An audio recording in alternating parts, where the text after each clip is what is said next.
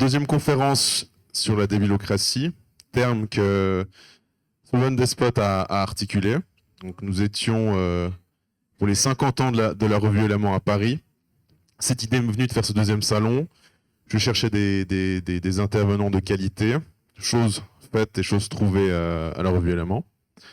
Donc, pour présenter nos deux intervenants, François Bousquet, bonjour, directeur de la Nouvelle Librairie, rédacteur en chef de la revue Éléments, comme je viens de le dire, qui vient de fêter ses 50 ans.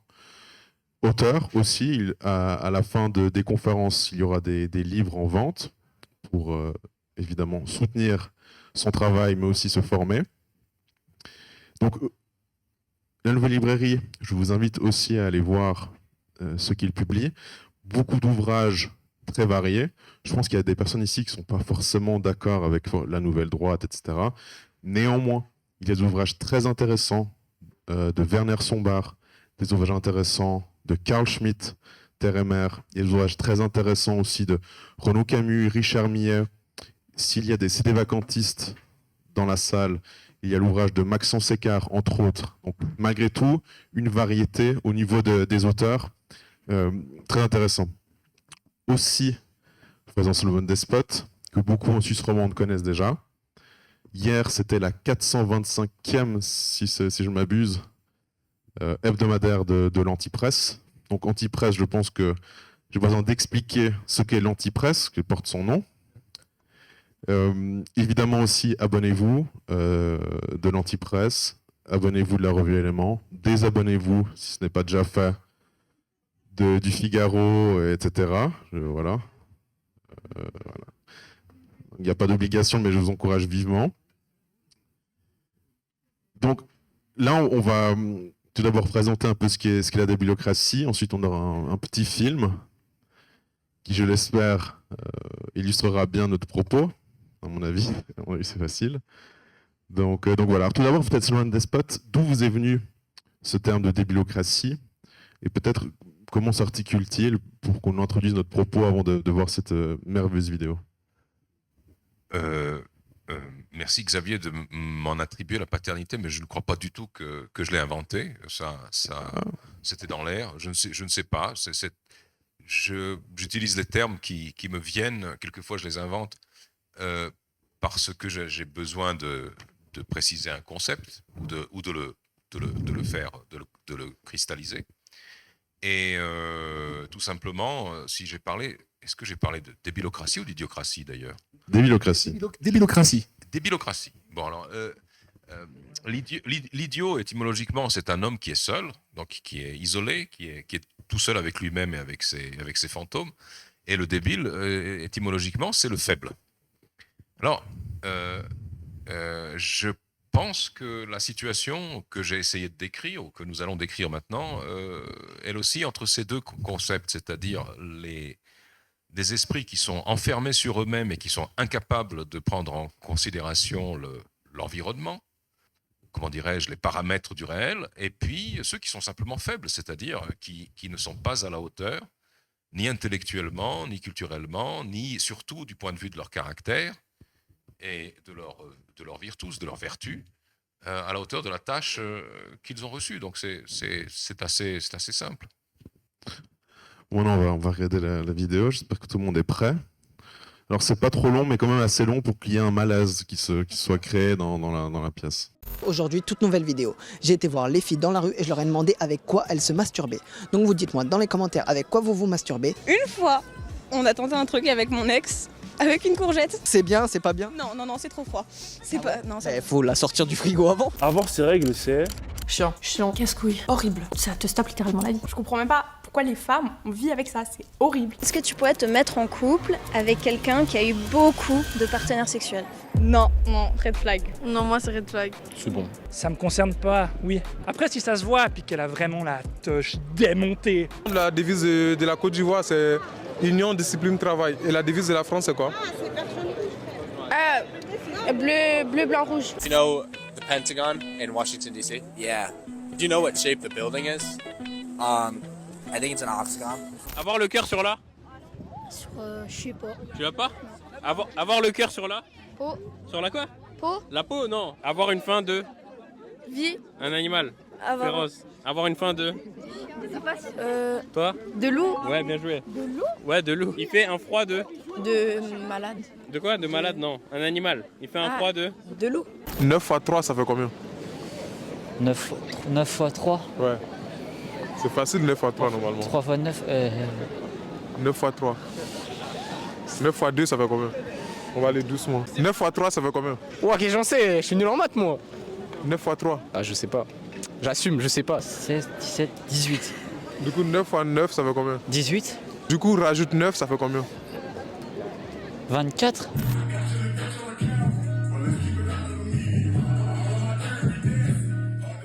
Voilà, donc on voit le niveau quand même. Hein. Alors évidemment, là il y a eu des rires, mais le but c'est pas forcément de se moquer de ces gens, parce que bon, les pauvres. Mais malgré tout, c'est une réalité. Alors je sais pas s'il y a des gens qui vont sur TikTok comme moi. Moi je passe beaucoup de temps sur TikTok, pas pour vraiment perdre mon temps, mais pour prendre la température un peu du monde. Et je trouve en fait tous ces micro-trottoirs sur TikTok, sur Instagram. Hein, on a la génération aussi des 2000, c'est les TikTokers à fond. Donc, qu'est-ce que vous évoque cette vidéo qui, bon, il me semble, qui est très parlante déjà d'elle-même. Jean-François Bousquet. Oh, non, elle est fascinante, très drôle. Comme vous, je vais régulièrement sur TikTok et comme il n'y a pas d'abonnement, à la différence d'Instagram, on voit défiler en permanence des images. J'ai en tête les ablations de seins chez les trans. Il y a à peu près, dans les phénomènes de transition, c'est 2 tiers de jeunes filles. Hein, sont balafrées. On en voit des centaines défiler comme ça en vidéo. Qu'est-ce que ça m'évoque? La première question, c'est est-ce que l'homme a toujours été aussi bête, hein? Est-ce que la débilocratie est l'état de nature de l'être humain ou pas? J'aimerais, si vous m'autorisez, à dire un petit mot. Le phénomène de la bêtise est éternel. Hein. On pourrait presque parler au sens où Umberto Eco parlait à tort, hein, d'our-fascisme. Hein. Le préfixe our, c'est proto, c'est ancien, c'est originel, c'est éternel. Hein. Une our-bêtise, une bêtise éternelle. Quand vous lisez Platon, quand vous lisez Aristote, quand vous lisez tous les grands auteurs classiques, quand vous lisez le corpus biblique, il y a un nombre de sauts incalculable. Hein. Vraiment, c'est fascinant. Hein. Donc ça nous ramène 2500 ans, 3000 ans en arrière. Saint-Augustin, alors je découvre ça récemment en préparant la conférence. Hein. Il y a un grand historien français, Lucien Gerfagnon, spécialiste de l'Antiquité, qui a fait la sottise 28 siècles qu'on en parle. Hein. Et c'est une anthologie, un petit florilège. Saint-Augustin est déchaîné. Il n'a pas d'espérance pour la bêtise. Hein. Donc c'est un phénomène au long cours, hein, la bêtise. Hein. Mais la différence entre TikTok et la bêtise que dénonçait Saint-Augustin, c'est la différence entre, pour rebondir sur ce que disait Lucien Cerise, hein, c'est la différence entre les sociétés ouvertes et les sociétés fermées. Là, on a affaire, en tout cas, j'écarte la personne qui butait sur la table de multiplication. Parce que ça, c'est un phénomène de bêtise auquel je suis assez sensible. Hein. C'est une bêtise assez retardataire. Hein. Simplement, aujourd'hui, ce genre de personnage ne passe pas à l'échographie. Il y a un retard mental chez lui, manifestement. Le mongolien, il n'y a pas de jugement de valeur quand je dis mongolien de ma part. Hein. Autrefois, on parlait de mongolien, de crétin des Alpes, d'idiot du village, de ravi de la crèche. Hein. Aujourd'hui, ne franchit pas l'étape clinique de l'échographie. Donc on devrait avoir beaucoup plus d'idiots authentiques qui butent sur 9 x 3, puisque mécaniquement, on est 8 milliards hein, et non pas 1 milliard. Hein. Or, ce n'est pas le cas. La bêtise a muté. Il y a une métamorphose de la bêtise. C'est la bêtise à l'âge de la reproductibilité technique de la bêtise. C'est la bêtise à l'âge de la moyennisation de la bêtise. C'est-à-dire que tous les processus qui avaient été enclenchés par la modernité, c'est Tocqueville, hein, les processus d'égalisation des conditions, il y a un phénomène d'égalisation, de normalisation de la bêtise. Hein. On a la bêtise folklorique d'autrefois. Moi, je suis né à la campagne, il y avait encore quelques ouvriers agricoles qui avaient un retard mental manifeste. Hein. En symptomatologie, on aurait dit que c'était des attardés légers, pas profonds, mais on l'aurait dit. Il n'y en a plus aujourd'hui. Ils ont disparu du paysage. Ils ont été remplacés par la génération TikTok, la connerie 2.0. Les réseaux sociaux, il y a un panurgisme dans notre espèce. Hein. Je vous dis, la bêtise, 28 siècles qu'on en parle. Hein. Mais les réseaux sociaux, de fait, ont amplifié ce panurgisme. Hein. Que le con est sur orbite désormais, comme le disait Audiard, mais ça n'est plus le con d'Audiard. Parce que je vous le redis, le con d'Audiard était folklorique. était pittoresque, hein, avait une personnalité. Ceux d'entre vous qui aiment Pagnol, Hugolin, il est assez limité, Hugolin. Hugolin, il a une passion mathématique pour calculer comment il va gagner sur les plantes. Mais pour le reste, il n'a pas d'intelligence de l'amour, il n'a pas d'intelligence sociale. Mais pourtant, il a une personnalité. Là, il n'y a pas de personnalité. C'est sans relief. C'est lisse. C'est uniforme. Donc, on est vraiment dans un processus tocquevillien de moyennisation de l'imbécilité. Et pour rebondir sur ce que Slobodan disait, vous savez ce que c'est qu'un imbécile étymologiquement? C'est quelqu'un qui n'a pas de canne. Hein. Imbécilus, en latin, il n'a pas de canne. Il n'a pas de... Alors, cette bêtise, oui, elle est énorme. Je ne sais pas ce que Flaubert, hein, que Léon Bloy... la bêtise, c'est un sujet littéraire, hein, cela étant dit. Les philosophes ont très peu traité de la bêtise. Hein.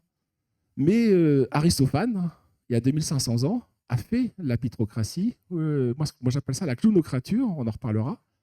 Pensez clownocrature à Javier Milei en Argentine, à Volodymyr Zelensky. C'est comme si Coluche avait été président à la place de François Mitterrand en France, hein, Zelensky. Pepe Grillo en Italie. Donc il y a une clownocrature qui se met en place. Et Aristophane, il y a 2500 ans, écrit Les Cavaliers sur la démagogie. Il y a Cléon, qui est un tyran démagogue. Hein. Et on met dans les pattes de Cléon, c'est il y a 2500 ans, hein, un charcutier, c'est-à-dire Cyril Hanouna, en gros, pour devenir le responsable d'Athènes. Donc ce processus est ancien sur le mécanisme de la débilocratie, pitrocratie, clownocrature. Les philosophes avaient un terme pour ça, d'ailleurs, c'est l'oclocratie, mais on en reparlera dans le processus des cycles. Mais qu'est-ce qui s'est quand même néanmoins passé entre la bêtise, hein, que épingle Flaubert, Baudelaire, hein, Léon Bloy, quand il y a l'avènement de la figure du bourgeois au XIXe siècle, hein. Tous les écrivains qui étaient des esthètes, hein, et qui se rêvaient en aristocrates, qui étaient des fils de bourgeois pour autant, hein, mais ils se rêvaient en aristocrates, hein, ils voient l'avènement d'une bêtise conventionnelle, hein, conformiste, hein, c'est Monsieur Prudhomme, hein, c'est Bécassine, c'est la famille Fenouillard, hein. C'est pour ceux d'entre vous qui aiment bien Flaubert, Bouvard et Pécuchet, c'est la bêtise semi-savante, hein, mais c'est presque le martyr de la bêtise. Hein. Donc la bêtise commence à muter au 19e. Hein. Avec la figure du bourgeois, on rentre dans des processus de moyennisation de la bêtise, hein, dans des processus de normalisation de la bêtise, et on commence à écarter toutes les figures de débiles congénitaux que la médecine va progressivement chasser du paysage. Moi, je vous le redis, étant un peu littéraire, hein, c'est des figures auxquelles je reste attaché, mais de fait, elles ont tendance à disparaître du paysage qui nous environne. Je ne veux pas monopoliser. Non, mais je dirais qu'il y a même un éloge de la bêtise, parce que Hanouna est promu, n'est-ce pas?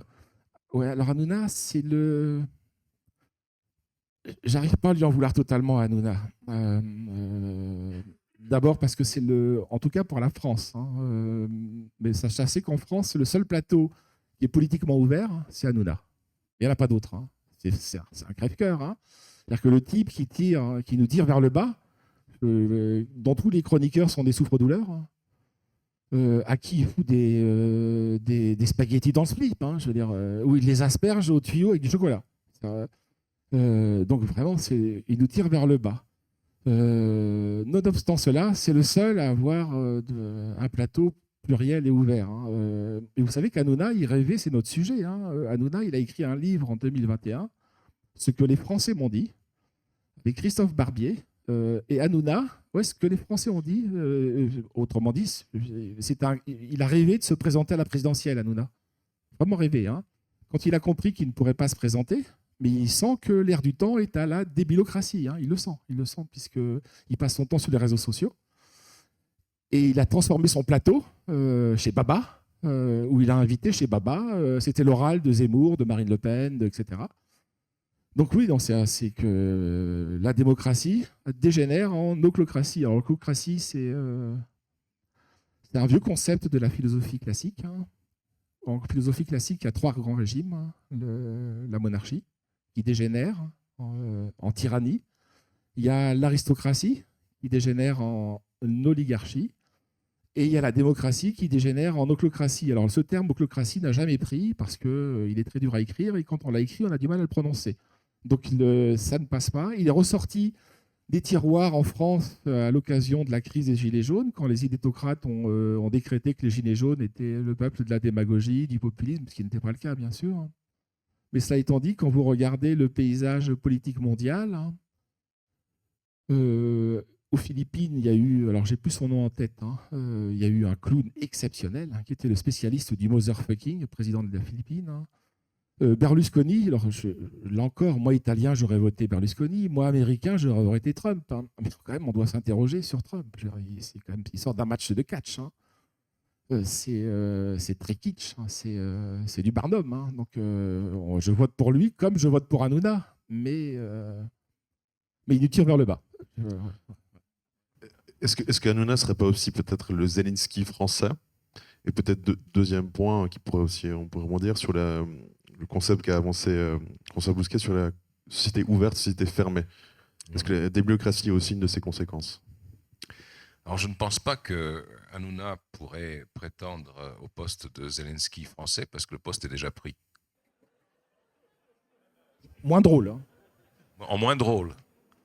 En moins drôle, mais il y a un côté, un comique involontaire chez le personnage dont je ne cesse de me délecter personnellement et qui m'en dit beaucoup sur ce système. Je vais faire un très léger détour et d'abord dire quelque chose de personnel. C'est la première fois de ma vie que je fais un débat avec François Bousquet. Or, François et moi, nous nous connaissons depuis plus de 30 ans. C'est bien ça. Et nous avons été le bras droit et le bras gauche de Vladimir Dmitrievitch, le patron des éditions L'Âge d'Homme. François était à Paris, alors je ne sais pas où était le bras droit ni où était le gauche, et moi j'étais à Lausanne. Et je crois que je suis obligé de le dire, parce que François, il est parti d'où? Il est parti de la littérature. Et nous, on a eu une quinzaine d'années de haute formation littéraire, philosophique, clownesque, pratique, de formation de camionneurs, de débardeurs, de contrebandiers, de correcteurs, tout ça. Et surtout, pendant cette quinzaine d'années où nous avons travaillé à L'Âge d'Homme avec un personnage qui était à la fois étrange et génial, comme Vladimir Dmitrievitch, et tout l'entourage qu'il y avait autour, l'un des grands sujets dont nous parlions, c'était justement celui-ci, c'était la bêtise. Et nos auteurs étaient ceux qui pourfendaient la bêtise. Nos auteurs, c'était à l'âge d'homme, c'était Gripari, c'était Albert Caraco, génie absolu et totalement ignoré. D'ailleurs, les plus géniaux sont le plus souvent ignorés. Et puis, il y avait Alexandre Zinoviev. Et là, je boucle mon détour pour arriver à Alexandre Zinoviev et pour vous livrer une anecdote de nouveau assez personnelle, mais qui explique, en tout cas pour ce qui me concerne, ma conception, ma manière de percevoir cette débilocratie. Parce que dans la débilocratie, il n'y a pas que débile, il y a aussi cratie, donc il y a un pouvoir, une question de pouvoir. Ce n'est pas simplement un phénomène sociologique. Parce que ce qu'on a vu dans le film, c'est le petit peuple. Le petit peuple, on ne lui a jamais demandé d'être très malin. Le problème, c'est que le même type de raisonnement ou d'absence de raisonnement ou de culture ou d'absence de culture se transpose tout au sommet aujourd'hui. Tout au sommet. Et même, plus vous êtes en haut, plus c'est stupide. Et il faut descendre dans les structures politiques de l'Occident, il faut descendre au niveau secrétaire d'État, voire en dessous, pour trouver des personnes raisonnables. Au-dessus, c'est perdu, c'est foutu. Donc, je reviens à Zinoviev. Je me trouve avec Alexandre Zinoviev, qui était, vous le savez probablement, un grand sociologue, logicien et écrivain russe, soviétique, qui a été expulsé de l'URSS à cause de ses écrits et de ses prises de position, et parce qu'il décrivait la société soviétique telle qu'elle était, notamment dans son grand chef-d'œuvre qui était Les Hauteurs béantes, qui est un grand livre littéraire sans comparaison. Il a inventé une forme littéraire pour lui-même, dans lequel, au fond, vous avez 800 pages de description de la bêtise mécanisée de la société. Une société qui ne fonctionne que sur des des réflexes de comique à force d'être mécanisé. Et quand c'est mécanisé, c'est stupide. Ça va de soi. Donc, Alexandre Zinoviev, expulsé du RSS, se refait une existence en Occident. Il habite en Allemagne. Il finit par enseigner. Il écrit ses livres. Et puis, il observe cette société. Il se rend compte que là d'où il vient et là où il est arrivé, c'est à peu près la même chose. Alors qu'à l'époque, dans les années 70, personne ne pensait ici chez nous que c'était la même chose que l'URSS. Personne ne le pensait. Il n'y avait que lui pour le voir. Et alors, nous nous trouvons à une année dans un salon du livre. En marge de ce salon du livre est organisée une conférence sur, justement, sur littérature, dissidence et je ne sais pas quoi. C'était à la mode à l'époque.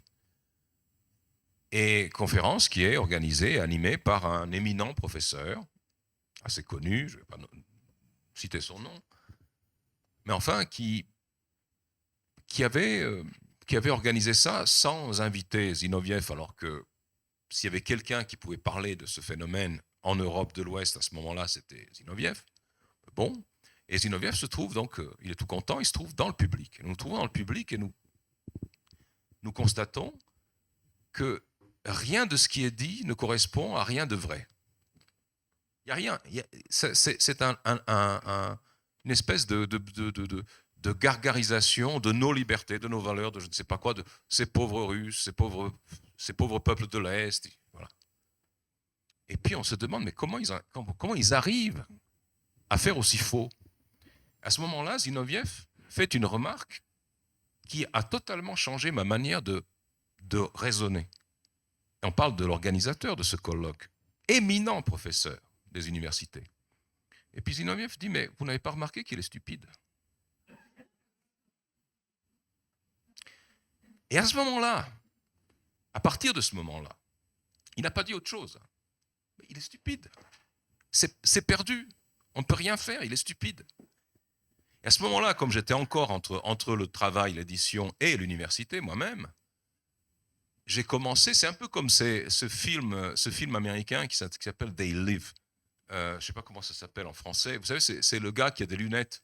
Quand il met les lunettes, il voit les vrais messages, le vrai visage des espèces d'extraterrestres qui nous occupent. Mais c'est exactement comme si Zinoviev m'avait mis ses lunettes sur le nez. Avec cette seule remarque. Vous retournez à l'université, là où j'avais quelques démêlés d'ailleurs à l'époque avec les hiérarchies. J'enfile les lunettes Zinoviev. Je dis, mais bon sang, mais c'est clair, mais ces gens-là, c'est à peine s'ils savent mettre un pied devant l'autre. Ils sont stupides, ils sont bourrés de connaissances, de savoir, de choses apprises, mais ils n'en font rien. Ils ne font que répéter des stéréotypes appris sans aucune espèce de remise en question, sans aucune espèce de comment dirais-je, ils ne profitent même pas de cette nourriture d'esprit qu'ils ont reçue. C'est comme si leur tube digestif ne retenait rien. C'est comme s'ils ont mangé 300 grammes, ils font caca 300 grammes. Il n'y a rien. Rien. Et à partir de ce moment-là, non mais c'est vraiment, c'est une confession que je vous fais ici. À partir de ce moment-là, je me suis retrouvé, j'avais encore à l'époque, au début de mes... Je travaillais à l'âge d'homme pour payer mes études. Et à partir de ce moment-là, je me suis rendu compte, intérieurement, que je ne pouvais plus rester dans ce monde sans rire. C'est impossible. Alors après, bien des années plus tard, c'est-à-dire on fait 30 ans, on avance la bobine de 30 ans, par exemple, et vous tombez maintenant, ces jours-ci d'ailleurs, vous tombez sur, ces jours-ci, ou bien l'année dernière, ou lors de son précédent livre, sur les observations que fait un Emmanuel Todd, autrement plus sérieux que moi, sur le problème de la défaite, c'est-à-dire de l'effondrement de l'Occident. C'est exactement la même chose qu'il dit. C'est exactement la même chose. On a une société qui, n'ayant plus le corset les corsets qu'étaient les systèmes de valeurs et de croyances chrétiens, par exemple, ou celui d'une quelconque religion, eh bien, elle révèle, elle permet elle n'a plus rien pour retenir la bêtise qui était fort bien contenue par une société traditionnelle ou même une société moderniste qui croyait dans sa modernité. Aujourd'hui, nous sommes dans une société postmoderniste qui ne croit plus à rien. Mais alors, vraiment plus à rien. Et à ce moment-là, tous les corsets ont lâché et toutes les ceintures adipeuses sont en train de se répandre. Et vous avez ce phénomène dont François a parlé. Vous avez le phénomène Bouvard et Pécuchet. Bouvard et Pécuchet qui sont dans son fameux roman qu'il faut absolument lire, qui sont deux bourgeois aisés, un peu oisifs, qui expérimentent, qui font de la science, n'est-ce pas? Mais vous avez Bouvard et Pécuchet qui ne sont plus simplement des amateurs. Ce n'est plus le... Comment il s'appelait le personnage dans le dîner de cons qui faisait des... Juste Leblanc.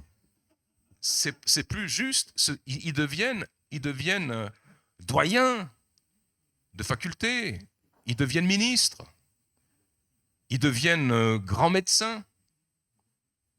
Ils ne sont plus sur une voie secondaire, sur une voie de garage de la société. Ils sont tout en haut. Aujourd'hui, et je conclus sur cet exemple. Je crois qu'il y a des abonnés de l'Antipresse parmi vous, donc vous allez découvrir, je vous livre en avance le sujet de l'article de demain. C'est sur le ministère de la France, en France. Donc, pour une fois, je me suis occupé en général, on ne fait pas de politique dans l'Antipresse, donc de politique politicienne, mais là, j'ai été obligé de faire le portrait de ces gens qui gouvernent aujourd'hui la France. Comment vous en arrivez dans un pays dont la langue, le français, pendant des siècles, a été la langue de tous les diplomates, de tous les gens instruits, de toutes les élites sociales de la planète? Comment vous en arrivez à avoir, à une époque, à un moment où il y a 3 guerres majeures, capables chacune de dégénérer en guerre mondiale, qui se déroulent, à l'époque où vous avez une rupture tectonique des continents avec le phénomène du BRICS, et avec la désoccidentalisation, à une époque où vous avez des diplomaties hors d'Europe qui sont dirigées par des gens comme Lavrov, comme Wang Yi, comme cet extraordinaire fakir indien qui s'appelle Jai Shankar, qui connaissent les langues, qui connaissent le raisonnement, qui savent se mettre à la place de l'autre avant même que lui, pour savoir ce qu'il va penser avant même que lui l'ait pensé. Et vous avez un ministre des Affaires étrangères français de 38 ans qui n'a jamais été au service diplomatique et qui ne parle pas français. C'est le sommet. Je n'ai pas d'exemple plus flagrant de la débilocratie au sens, pas simplement débile, mais cratie. C'est-à-dire, c'est eux qui sont tout au sommet. Et c'est ça qui est intéressant, parce qu'ailleurs, hors du monde occidental, vous n'avez pas, je crois que c'est Lucien qui a dit tout à l'heure, la distinction entre l'Occident moderne et le reste du monde, si l'on veut, parce que bon, c'est un peu difficile c'est une distinction qui est un petit peu artificielle parce que l'Occident est partout, mais à des degrés divers. Je dirais que là où il est à 51% et plus, c'est l'Occident collectif, et là où il est en minorité, c'est le reste du monde. Mais enfin, la distinction que fait Cerise entre l'Occident et le reste du monde me paraît extrêmement intéressante. Il dit le reste du monde se préoccupe encore d'efficacité. En Occident, c'est fini. Et ça c'est un symptôme de débilocratie tout à fait probant, selon moi. Alors peut-être autre point, 2 points plutôt on va aborder. Tout d'abord, il semble plutôt qu'il y ait aussi une accélération de la débilité. C'est-à-dire que oui, il y a peut-être une intemporalité de la débilité, mais il y a quand même une accélération qui est quand même incroyable. Et peut-être autre point, je l'évoquais avec Slow and Despot au téléphone, mais il y a aussi ce qu'on appelle le tititainment. C'est-à-dire, parce que là, voilà, au début, il y a de la débilité, mais il y a surtout, voilà, c'est beaucoup autour de la sexualité, est-ce qu'on met un concombre, enfin bref, vous voyez un peu le niveau. Donc, il y a aussi tous ces concepts, donc Petit Remplacement, Industrie de l'hébétude de Renaud Camus, le tititainment de Brzezinski. Qu'est-ce qu'on pourrait encore ajouter dans cette intemporalité de la débilité? Sur le concombre, pardon, c'est l'intelligence d'un concombre de mer là qu'on a vu, donc c'est vraiment le niveau zéro de l'intelligence. Hein. Un des drames de notre époque, c'est que, comme l'a dit Slobodan, oui, il y a un effondrement des élites, en tout cas des élites franco-françaises, pas seulement elles, hein, états-uniennes. Hein. Rappelez-vous notre sidération quand on a appris que le sous-secrétaire d'État à la santé, c'était Rachel Levine, pédopsychiatre trans, hein, qui ressemble à un baléchiote. C'est surréaliste. Hein. Moi, ce qui me faisait dire, du reste à l'époque, hein, c'est que les trans sont des elfes, hein, et finissent comme des orques. Hein. C'était un orque, hein, à la fin. Mais simplement, s'il n'y a pas que la France, c'est l'Europe. Hein. C'est l'Amérique monde. Donc les élites s'effondrent, mais le niveau baisse également au sein de la population qui a été acculturée. La bêtise est intemporelle, mais là, on est confronté par un changement quantitatif. Hein. Je le redis, il y a 8 milliards d'humains, donc par définition, mécaniquement, il y a 8 fois plus d'imbéciles qu'il y en avait il y a 150 ans, 200 ans. Ce n'est pas le cas. C'est un changement de nature. Hein. La bêtise a muté. En épistémologie, on dirait un changement de paradigme. Hein. C'est quelque chose de nouveau qui est en train d'apparaître. Hein. Ça relève vraiment de la mutation, c'est de la tératologie. La tératologie, c'est la science des monstres. Hein. Sauf que là encore, c'est plus les monstres d'autrefois. En dehors de Cyril Hanouna, bien sûr, qui aurait pu être dans un freak show de Barnum. Hein. Mais là encore, moi, Barnum, c'est un univers qui m'est familier. Parce que c'est l'univers dans lequel je suis né. C'est le monde du cirque dans lequel je suis né. Ça correspond à ma génération. Et c'est quelque chose d'autre, de post-humain. Est-ce qu'il y a une main invisible derrière? Alors la main invisible, d'abord, c'est toujours une main vicieuse, oui, sûrement, mais pas que. Alors, à la Nouvelle Droite, on a été un peu longtemps obsédé par la question du quotient intellectuel. Alors bon, je sais bien, il y a quelques objections sur cette question du quotient intellectuel. Il y a de l'intelligence émotionnelle, machin, créative. Hein. Alors, à la fin, il y a quand même de l'intelligence où il n'y en a pas. Et on a mesuré pendant un siècle, hein, dans tous les pays d'Occident, un accroissement du QI, en gros de 10 points, 5 à 10 points tous les 10 ans. Ça s'appelle l'effet Flynn. Hein, et on était quand même plus intelligent globalement, aussi paradoxal que ça paraisse. Pas plus sage, hein, qu'on se comprenne. Hein. Plus intelligent, c'est-à-dire qu'on allait plus vite. Hein, voilà, on allait plus vite que nos parents jusqu'aux années 1990. Parce que c'est la conjugaison d'une meilleure alimentation, de conditions de vie qui sont plus saines, hein, et d'une scolarité qui était plus longue, hein, avant que l'école ne s'effondre. Hein. Mais depuis 30 ans, en Occident, depuis 30 ans, hein, on observe un effet Flynn négatif, hein, une baisse continue de l'intelligence. Hein.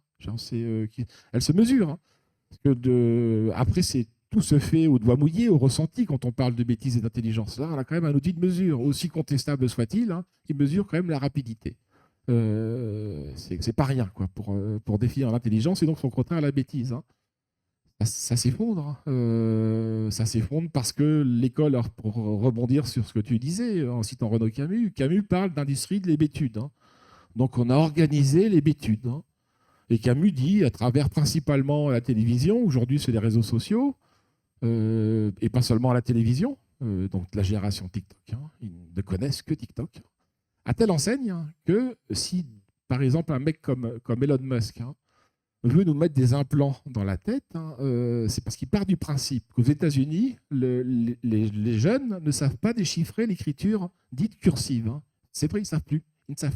C'est l'écriture manuscrite, hein, où les mots sont attachés. Les jeunes ne savent plus. Et Musk part du principe que ça s'est fait en 20 ans. Hein. Ils n'arrivent plus à lire. Je leur écris une lettre, ils ne peuvent pas la lire. Ils ne savent pas. Parce qu'ils ont lu que les écrans. Ils font écran. Et Musk part du principe qu'on va perdre le langage aussi. On a perdu l'écriture, on va perdre le langage. Hein. Donc on va communiquer par des ondes électromagnétiques, etc. Donc ça, c'est l'effet réseaux sociaux. La drogue, hein, autre chapitre camusien, la drogue. Hein. La drogue, c'est fascinant. J'écoutais Xavier Hofer, qui est un criminologue français, spécialiste un lanceur d'alerte à sa manière. L'économie du pavot a été asséchée complètement en Afghanistan. Aujourd'hui, il reste, c'est résiduel. Donc dans 6 mois, il n'y a plus d'héroïne. Dans tous les pays d'Europe. Donc ça va être remplacé par alors je n'ai pas les termes en tête, mais ça va être remplacé par de la chimie. Vous avez tous vu sur les réseaux sociaux ce qui se passe aux États-Unis, où on dénombre des centaines de milliers de morts foudroyés, quoi, par un surdosage de... Donc la drogue, manifestement, c'est ce que dit Camus, je répète Camus, quoi. Et enfin, pour le cas français, mais on est certes les derniers au classement PISA, mais les Suisses ne sont pas très loin de nous, et les Allemands sont en train de nous rattraper. Donc c'est un phénomène qui affecte quand même globalement l'Occident. Le niveau scolaire s'est effondré. C'est le mot de Jean-Paul Brigelli qui est assez drôle, je trouve. Pardon, c'est qu'un bac 1965 vaut aujourd'hui un bac plus 5, en tout cas en France. Sur un site que je fréquente régulièrement, F de Souche, il publie des images de l'INA. Donc l'INA, c'est l'Institut national de l'audiovisuel en France, avec toutes les images d'archives de la télévision. Sidérant, je veux dire, des ouvriers qualifiés, quoi, à Montbéliard, chez Peugeot, en 1950, ils ont lu Camus. Ils parlent de Malraux. On parle d'ouvriers, je veux dire. Aujourd'hui, je ne suis pas sûr que les profs que tu évoquais seraient capables de parler des conquérants de Malraux. Donc tout ça conjugué fait que le niveau s'est effondré. Simplement, sur la question de l'intentionnalité, la bêtise ne peut pas faire le complot de la bêtise. Notre élite s'est aussi effondrée. Notre élite s'est effondrée aussi. Il y a des effets vicieux et pervers. Mais étant intéressé au QI, on pourrait penser que l'effondrement du QI, c'est l'apport migratoire. Ça va venir, mais on a encore du mal à le calculer. Il y a des différences par ère civilisationnelle de QI assez importantes. Mais il y a des pays comme la Finlande où le QI s'est effondré et où il y a peu d'immigration encore par rapport à la Suède. Donc ça va venir. La principale raison, c'est que les femmes intelligentes se marient tardivement et n'ont pas d'enfants. C'est la première raison. Mais il y a l'autre raison qui est un effet pervers de la modernité et qui n'a pas été pris en charge. C'est les perturbateurs endocriniens. Les perturbateurs endocriniens sont apparemment la principale cause de l'effondrement du quotient intellectuel. Parce qu'ils bloquent, semble-t-il, ils bloquent l'apport d'iode. Donc on se redirige vers des formes de crétinisme, de montagnard. Donc il y a tellement de facteurs pour expliquer cet effondrement que le spectacle, il y a une théorie moi, que j'adore, j'espère que le bouquin va être traduit en France, et on retombe sur l'ingénierie, là, pour le coup, donc avec une intentionnalité, c'est le neuromarketing, qu'on appelle le capitalisme limbique. C'est un capitalisme de manipulation, de conditionnement, du désir, qui détourne les lois de l'évolution. Les limbes, c'est une zone où la zone des émotions, des affects, et l'évolution a fait que elle stimule la production de dopamine, qui nous récompense pour des actions dont l'évolution pense qu'elles sont positives. Quand on fait l'amour, on y prend du plaisir. Dopamine, quand on mange, etc. Et aujourd'hui, cette dopamine nous enferme dans un piège évolutif, parce que c'est remplacé par du soda. Autre débilité, l'addiction aux jeux vidéo. En Chine, ils ont des camps. En Chine, ils ont des camps de redressement pour les addicts aux jeux vidéo. Donc, on pourrait poursuivre, presque faire une phénoménologie à la Flaubert. On a parlé de Bouvard et Pécuchet, d'un idiot somptueux dans Bovary, qui est M. Homais, qui est l'idiot progressiste, le voltairien, anticlérical. Mais enfin, il y a quantité de figures de l'idiotie qu'on pourrait traiter. Alors maintenant, on va parler d'un point qui m'intéresse beaucoup, c'est l'intentionnalité. Voilà. Moi, c'est ce que je pense. Je pense qu'il y a évidemment une intentionnalité. Par exemple, la pornographie. On sait que l'État d'Israël envoie de la pornographie justement sur les Palestiniens, parce que la pornographie, ça rend débile. Ça a servi.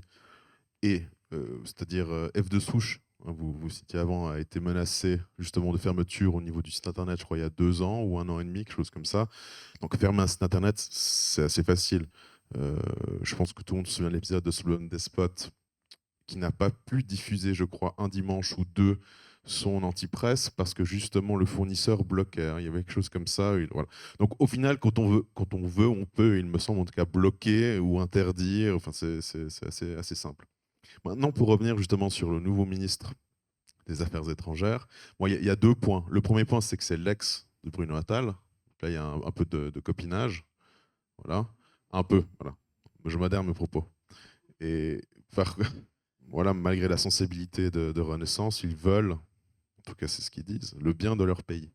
Et pourtant, ils nomment des incapables. Il y a eu des fêtes trans à l'Élysée, je pense que vous avez aussi vu tout cela. Donc il me semble qu'il y a malgré tout une intentionnalité, c'est-à-dire on sait à quoi on s'attend lorsqu'on fait venir de telles personnes pour un concert de trans avec un mélange de rap en plus, hein, parce qu'il y a aussi le rap, hein, il y a aussi la musique hein, chez Camus.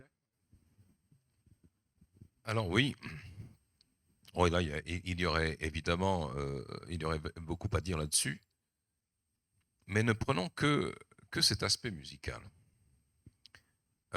Nous, en Occident, nous avons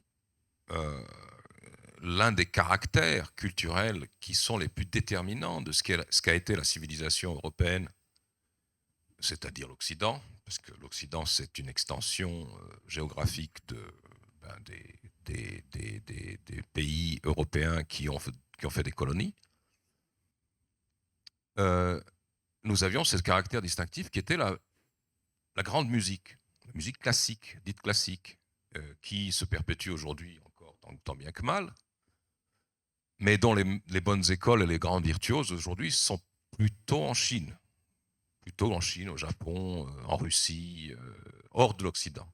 L'Occident a renoncé à donner des moyens à la perpétuation efficace de la grande musique.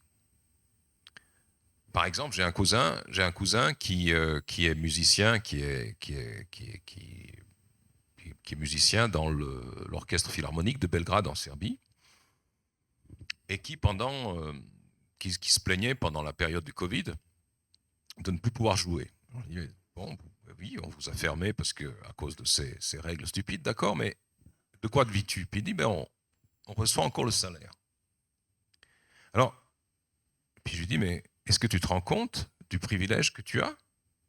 Oh, il a reçu son salaire en ne pouvant pas jouer, modeste salaire, mais salaire quand même, qui lui a permis ensuite, en ayant un petit peu de confort, de reconstituer un orchestre de nouveau classique, mais un quintet, qui fait des concerts payants, qui lui permet de vivre quand même un peu mieux que s'il était seulement, aujourd'hui, au Philharmonique. Et j'ai dit, mais je venais de lire un article sur le nombre de philharmonies, d'orchestres philharmoniques en Occident qui avaient été tout simplement dissous, Occident, Japon, Grande-Bretagne, simplement dissous, à cause du Covid, parce que ma foi, on ne va pas les payer, on va, le cas échéant, si on peut recommencer, on va rengager d'autres musiciens, n'est-ce pas? Or, faire jouer ensemble un orchestre symphonique, je pense que les musiciens présents savent à quel point ça demande du temps et de la patience et de la coordination. Enfin bon, voilà. Donc, vous avez cette première manifestation, cette espèce de grand cri de stupidité, de bêtise qui vient de l'Élysée avec ces concerts de techno, ou je ne sais pas comment ça s'appelle, enfin ces gens en résie, là, avec des trans, enfin tout ça. Et là, vous voyez qu'il y a un message qui vous est envoyé. Nous n'allons plus valoriser une musique dont le caractère premier, c'est la difficulté, l'apprentissage, la complexité, parce que pour devenir musicien classique, ce sont des décennies de formation depuis l'enfance. Et excusez-moi, il y a certainement des rappeurs géniaux et des DJ qui savent faire danser des salles, mais enfin, ça ne demande pas 20 ans d'école. La société n'a pas investi 20 ans d'enseignement dans ces gens-là. Pour former des musiciens classiques, il faut que toute la société soit d'accord de s'y investir, pas simplement la famille. Ça m'amène par esprit d'escalier à un autre cas musical. En Inde, vous avez aussi une musique classique indienne que nous connaissons très mal, qui est aussi très codifiée, mais d'une autre manière, et qui demande aussi énormément d'études, énormément de travail, mais selon d'autres méthodes, avec un maître plutôt que dans des académies. Tout le monde ne peut pas le devenir. Il y avait un grand savant français, musicologue, danseur, Alain Danielou, qui a passé sa vie en Inde et qui a laissé beaucoup de témoignages sur la civilisation indienne que nous connaissons vraiment très mal, à moins d'avoir lu Alain Danielou. Et dans certains de ses livres, que j'ai découvert avec sidération, Danielou revient sur... donc il explique le cheminement, l'itinéraire, l'apprentissage nécessaire pour devenir musicien classique indien. Et il explique aussi à quel point ces rituels comme la musique ou les rites complexes de la religion hindouiste ont permis à cette nation immense qu'est l'Inde, à ce continent, à cette civilisation qu'est l'Inde, de se perpétuer, de survivre malgré la colonisation britannique et française et autres. Et puis il dit une chose qui pour les Indiens semble parfaitement logique et pour nous est totalement impensable. Il dit, les brahmanes ne considèrent pas que d'être lettré, c'est-à-dire de savoir écrire, soit une vertu. Ils pensent que c'est une infirmité. Parce que l'homme instruit doit avoir tout appris d'un autre homme instruit et doit tout pouvoir reproduire de tête. Il n'a pas besoin d'écriture. Cela comporte de la grande poésie. Vous savez que la Bhagavad Gita, c'est quand même beaucoup de milliers de vers.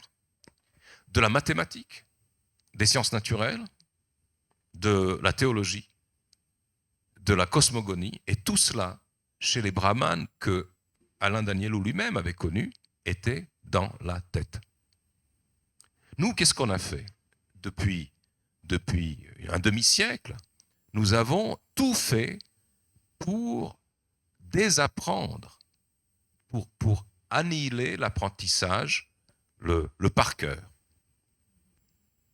Plus personne ne sait 3 vers de poésie française, simple. Plus personne... La table de multiplication qu'on apprenait comme un poème, aujourd'hui, ils ont énormément de peine, on l'a vu dans ce film.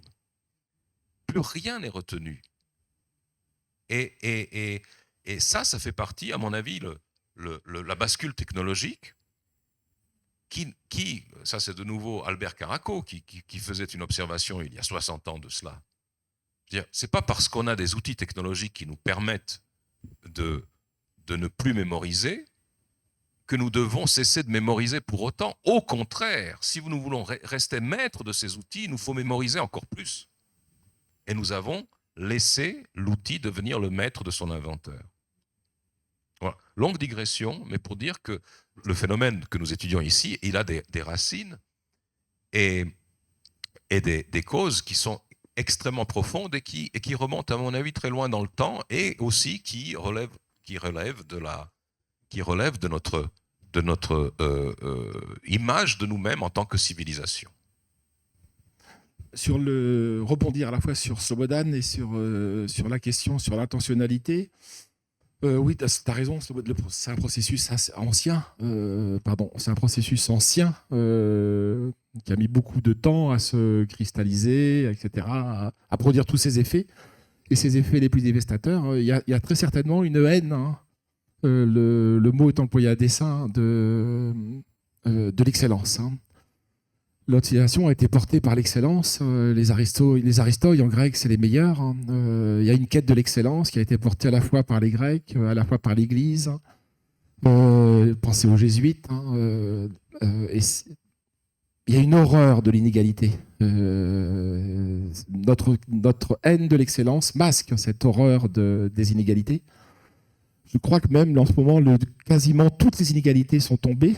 Où on fait en sorte qu'elle tombe. Restait une inégalité majeure, centrale, c'était la beauté. Et les woke sont en train de détricoter de déconstruire la beauté. Quand vous regardez les woke qui ont été en garde à vue aux États-Unis pendant des émeutes dont on n'a pas idée en France, pensant Dieu sait si on en a connu, je veux dire, des émeutes, mais c'est pas comparable. Je veux dire, ils ont connu 1 an d'émeutes. Vous voyez les gueules des woke, hein. Ils ont les cheveux roses flashy, vert fluo, rasés, ils sont percés comme les taureaux dans le nez. Ils ressemblent à des photos matons des gangs de paquis, violeurs. Ils ont les têtes d'affreux. Donc même la beauté est en train d'être attaquée au nom de cette mécanique égalitaire. Mais je reviens à la question de l'intentionnalité, avec le paradoxe soulevé par Cerise. Oui, il y en a une. Je vais en parler. C'est le prochain numéro d'Éléments que je vous recommande, qui sera en kiosque en Suisse dans une semaine. Il y a le paradoxe des trans à l'OTAN. C'est que ça se retourne. Hein.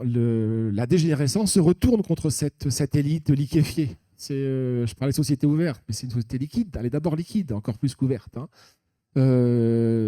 Ça se retourne contre eux. C'est Macron, quand Poutine le reçoit, entre Poutine et Macron, il y a 6 mètres. Hein. La longueur de la plus grande table du Kremlin. Donc ça ne marche pas. Pour autant, oui, il y a une intentionnalité, c'est évident. Je veux dire, à telle enseigne que moi, je pense que on vit dans une débilocratie, dans une clownocrature, mais on vit d'abord, hein, moi je trouve. Hein, le terme dictature n'est pas satisfaisant. La dictature, elle est romaine. Hein. Totalitarisme, c'est le terme qu'emploie Bock-Côté. Alors nous qui avons beaucoup côtoyé d'auteurs russes, serbes, polonais, moi ça m'embarrasse. Hein, quand on sait ce qu'ils ont subi dans les régimes totalitaires, on ne subit pas la même chose. Les rigueurs de la Colima, les rigueurs glaciaires de la Colima, on ne les connaît pas encore en France, en tout cas du moins. Pour autant, les taux se resserrent en France. Ça va arriver chez vous. Hein. Se resserrent de plus en plus. Beaucoup de structures sont dissoutes. Hein. En France, depuis que Macron est président, on n'a jamais autant dissous que depuis De Gaulle et la guerre d'Algérie. C'est 35, je crois, ou 40 même. Hein. Moitié des islamistes et l'ultra-droite. Hein. C'est-à-dire qu'on met sur un même plan d'égalité, au nom de la tenaille identitaire, des gens qui ont égorgé, qui ont assassiné massivement, et des gens qui ne font que défiler dans la rue. Donc ça se resserre sur nous, mais dictature, ça ne marche pas. Il y a un concept américain qui me semble très très intéressant, ça s'appelle l'anarcho-tyrannie. Alors c'est un concept qui marche beaucoup dans l'alt-right aux États-Unis. C'est l'idée suivante, hein, c'est qu'il y a à la fois un État voyou et un État policier. L'État policier aujourd'hui se retourne contre nous, en tout cas en France. Hein. L'État policier se retourne contre nous en France. C'est-à-dire qu'on nous met en garde à vue parce qu'on colle une affiche pour le drame de Rick et Paul. Hein. On nous interdit des manifestations. En France, cette manif aurait pu être interdite. Hein. Elle l'aurait sûrement été. Donc on aurait déposé un recours, etc. Et on aurait pu, néanmoins, mais si je vous dis ça, c'est que je devais intervenir à une manif de l'Institut Iliade à l'hommage de Dominique Vénère qui était interdite. Hein.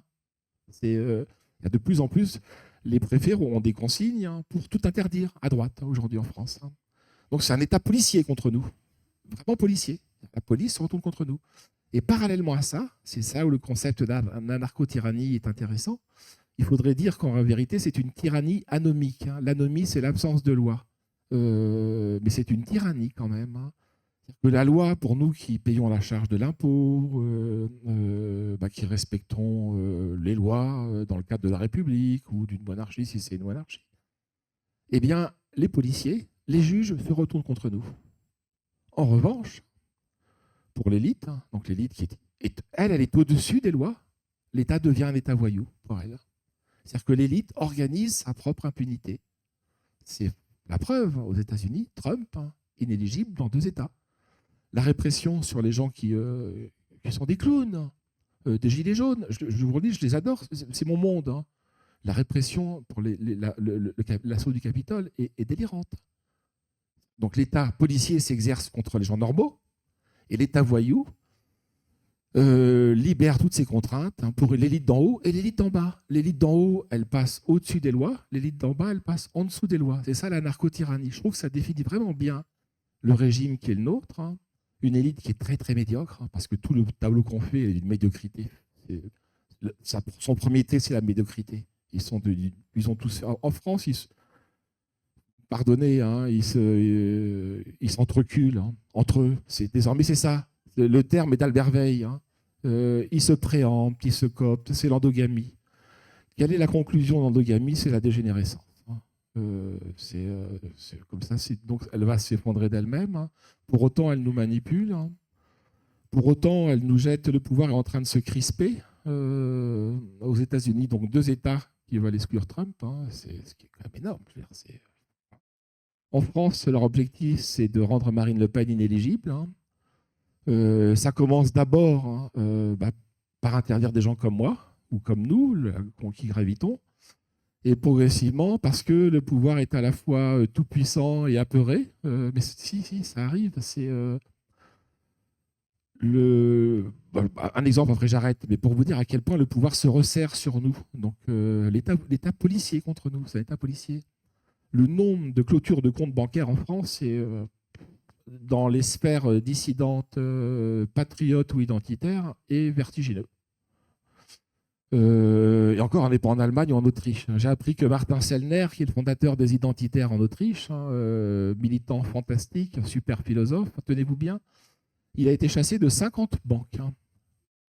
Et il a pu ouvrir un compte en Géorgie.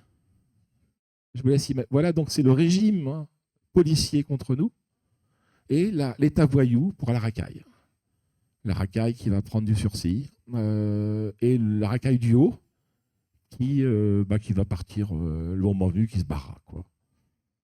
Donc oui, intentionnalité indiscutable, hein, sauf qu'il se tire aussi une balle dans le pied par la médiocrité et la nullité de ces élites comparées, pour le cas français, aux élites républicaines de la Troisième République, hein, que Barrès a démoli à tort, hein, mais en 3 générations, on faisait un polytechnicien. D'un laboureur, on faisait un limonadier, et du limonadier, on faisait un polytechnicien. Donc on a eu une élite en France, vraiment une élite, hein, pendant 50 ans, 60 ans, et aujourd'hui c'est l'inverse. Ouais. Bon, il y a aussi une inversion totale, puisque maintenant les dites élites reprennent les codes de la racaille avec un vocabulaire voilà, par exemple, ce genre de choses. Alors peut-être, Sylvain Despote, quelle serait déjà, tout d'abord, une brève réponse à François Bousquet, et aussi les solutions pour ne pas tomber dans cette débilocratie et essayer un peu de résister, sans être non plus trop isolé. Parce qu'il me semble aussi que le problème, c'est l'isolement, il me semble, de trop vouloir s'échapper de ce monde. C'est-à-dire qu'on est vite seul. Ces moments permettent en effet de contrebalancer, je dirais. Mais je vois beaucoup, moi, sur les réseaux sociaux, beaucoup de gens se sentent seuls, puisqu'ils ne sont pas dans cette débilocratie. Ils veulent en sortir, mais ça condamne aussi à l'isolement. Alors, en effet, tout d'abord, pour répondre à la question de l'intentionnalité, je suis obligé, ce que je vais dire n'est pas le produit de mes convictions. Ce que je vais dire est quelque chose qui a façonné mes convictions, mais par la logique. Il n'y a pas... Chesterton, le grand écrivain et penseur chrétien britannique d'il y a un siècle, avait écrit « La première conséquence de la perte de la foi, c'est la perte de la raison. » Généralement, on oppose les deux. Et Chesterton disait « Celui qui perd la foi, qui ne croit pas à quelque chose qui le dépasse, devient stupide. Il devient bête. » Et je suis obligé de dire, et même Zinoviev, qui était athée, dans l'Antichambre du paradis ou dans l'Évangile pour Ivan, reconnaît qu'il doit y avoir une forme de transcendance dans laquelle on se projette, sinon on devient une particule de matière, on n'est plus rien. Et pour ce qui est de l'intention derrière ceci, je ne peux pas y voir l'intention d'une élite. C'est un gaz de combat, la bêtise. C'est un virus qu'on lance dans la nature sans antidote. Il peut vous revenir à la figure. Si le vent est contraire, vous allez vous gazer vous-même. On le voit avec l'exemple flagrant de l'incapacitation des forces armées, n'est-ce pas?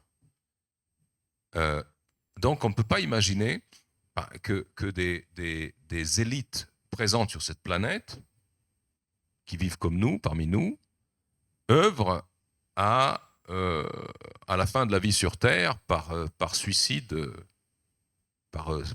assisté de l'humanité. Je ne peux pas l'imaginer. Je veux dire, or, les projets que développent les élites aujourd'hui, notamment en termes d'hystérie climatique, sont des projets qui visent littéralement à l'oblitération de l'espèce. Aujourd'hui, cette semaine, on a eu à Davos quelqu'un qui nous a expliqué que l'agriculture, l'élevage, c'est un écocide. Donc, voilà, on arrête. Le peu d'humains qui vont rester, ils vont peut-être chasser, ils vont devenir chasseurs-cueilleurs, redevenir chasseurs-cueilleurs, mais on ne peut pas revenir en arrière. C'est pas moi qui le dis, c'est Ted Kaczynski, le Unabomber, qui était pourtant un adversaire de la société industrielle, mais qui avait quand même compris que l'humanité ne pouvait pas régresser à un stade antérieur. Donc, ce qu'il développe, c'est une idéologie du suicide. Et là, si le temps me reste, je pourrais donner une illustration, une interprétation qui n'est pas de moi. Je peux citer une interprétation de cela, tout à fait allégorique, mais je pense qu'à un stade, nous arrivons à un stade des phénomènes où nous ne pourrons plus parler que par allégorie, non pas pour éviter la censure, mais parce que nous allons toucher à des réalités que notre esprit ne peut plus comprendre.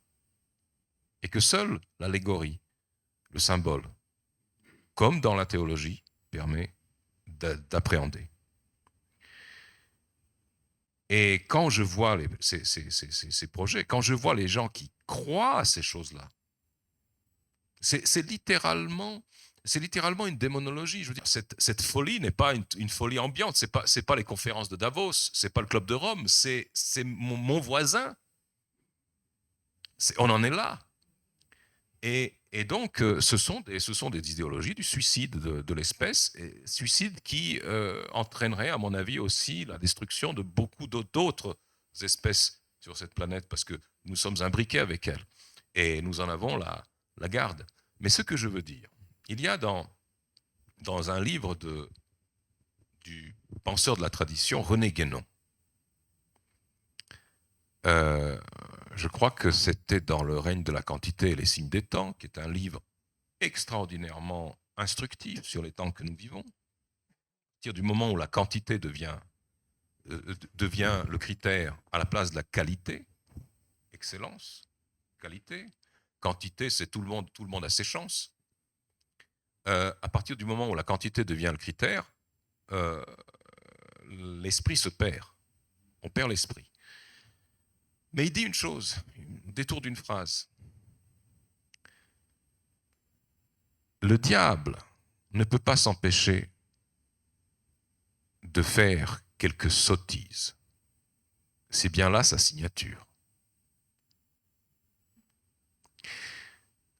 Il y a dans le règne de la bêtise un aspect parfaitement démoniaque.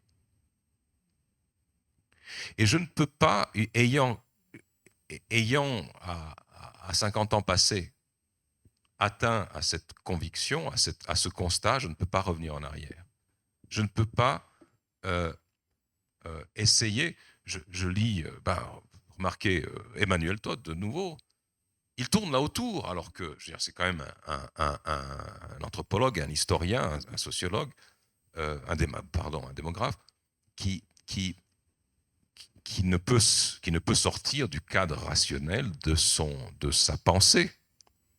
Mais quand il dit que l'effondrement de la société américaine est dû en premier lieu à la disparition de la morale, de l'éthique et de la croyance protestante, il n'est pas loin. C'est-à-dire que quand vous enlevez les barrières mentales, morales que vous avez face au déferlement des forces obscures, eh bien, vous allez, ils vont vous rouler dessus.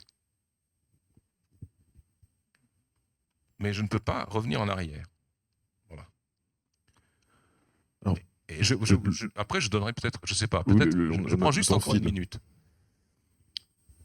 Il y a un grand penseur de la modernité que nous connaissons très mal, que nous ne connaissons pas du tout en Europe, alors qu'il a eu un rôle déterminant dans la description de l'époque.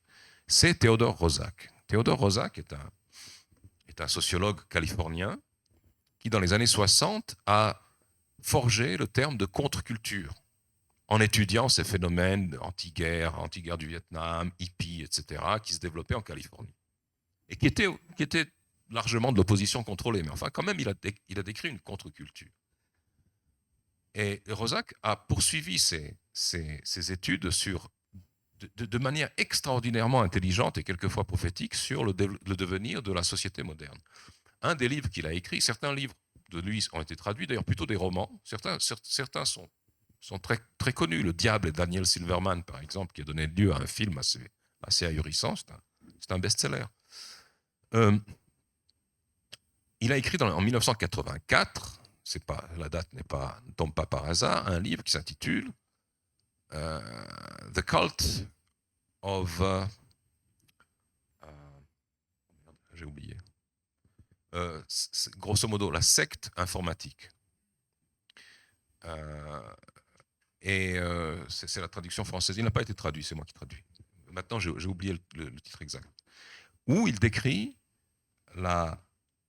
l'aplatissement de la pensée par la cybernétique et par la pensée informatique.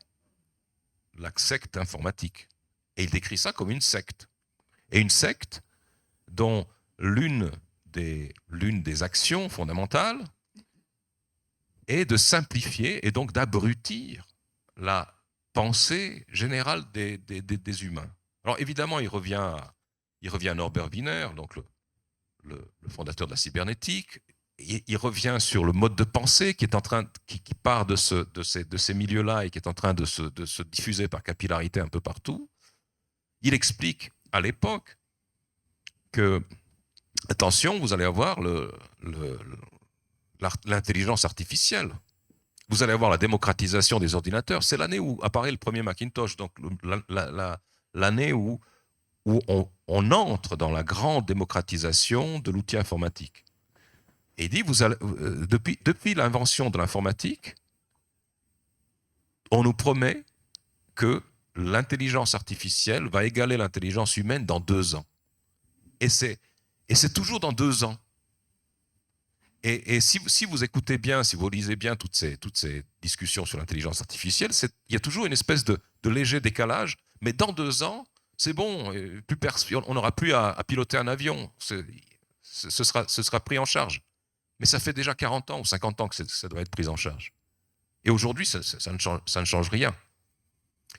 Ce que je veux dire, le même Theodore Roszak, esprit académique, chercheur, sociologue, écrit des romans pour dire ce qu'il ne peut pas dire par la science. L'un de ses romans s'intitule Flicker. Flicker, le scintillement, a été traduit stupidement par La Conjuration des ténèbres en français. C'est un livre qui a été traduit, c'est un gros roman. Dans ce roman, Roszak part de l'idée, évidemment fictive, fictionnelle, qu'une secte a infiltré le média de masse le plus populaire de son temps, de l'époque, du début du XXe siècle, c'est-à-dire le cinéma. Le cinéma à l'époque du muet. Et cette secte aurait introduit, il en a été question avec Lucien Cerise tout à l'heure, aurait introduit dans les films non seulement des scénarios allant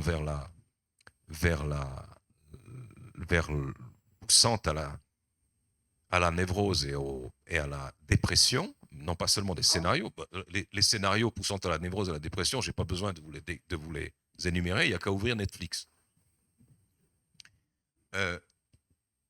Mais en plus, qui aurait introduit des messages subliminaux, littéralement des images subliminales dans la bobine des films, dans le scintillement du film.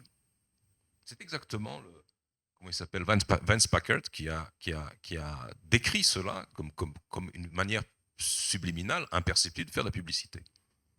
Mais ce qui est intéressant, c'est que Roszak identifie cette secte. Il identifie cette secte. Il dit qui ils sont dans son roman. Les manichéens, les cathares, ce filon de anti-système, d'anti-civilisation qui remonte à la Mésopotamie et qui est convaincu, et c'est aujourd'hui, il y a énormément de gens qui, sciemment ou non, pensent ainsi, qui sont des gnostiques, qui sont des manichéens, des cathares, et qui pensent que notre humanité est le fruit, notre monde est le fruit d'un Dieu mauvais, qu'il faut absolument le détruire pour faire un monde qui soit parfait. Et ça, je pense que cette manière de penser, je ne sais pas s'il y a des sectes, s'il y a des organisations qui, par exemple, infiltrent les grands médias ou les écoles, mais je pense que cette manière de penser, s'il y a une intentionnalité, eh bien, il faut creuser de ce côté-là pour comprendre. C'est un état d'esprit. Dernière réponse. Oui, non, très très vite, hein, puisqu'on est pris par le temps et les questions de la salle vont se présenter à nous. C'est sur l'IA, peut-être que néanmoins, ça va un tout petit peu plus vite. Hein. Beaucoup d'entre vous ont certainement sondé ce robot dit conversationnel qui est ChatGPT. Moi, je vous assure, il y a un an, j'ai fait un papier sur justement les robots conversationnels. Alors évidemment, c'était l'intelligence moyenne de François Bayrou en France. C'était très centriste, hein, et c'était vraiment bien torché, vraiment très très bien torché. Néanmoins, quand même, dans l'intentionnalité, en tout cas, c'est la lecture que font à la fois Laurent Alexandre et Brigelli. Brigelli nous explique qu'on a besoin de 10% de cerveau, quoi. Il y a 90% d'hommes en trop, comme on disait dans la littérature soviétique, hein, d'hommes inutiles. Hein. Alexandre dit la même chose. C'est parce que l'IA a vocation. A vocation à se débarrasser de 90% de personnes qu'il faudra employer et occuper. Bon, vous voyez où je veux en venir. Donc, ouais. Oui, merci. Alors, peut-être, je propose qu'on prenne maintenant 15 minutes de pause, comme avant, et on se revoit à 17h45 pour la conférence de Monsieur Pont. Merci beaucoup.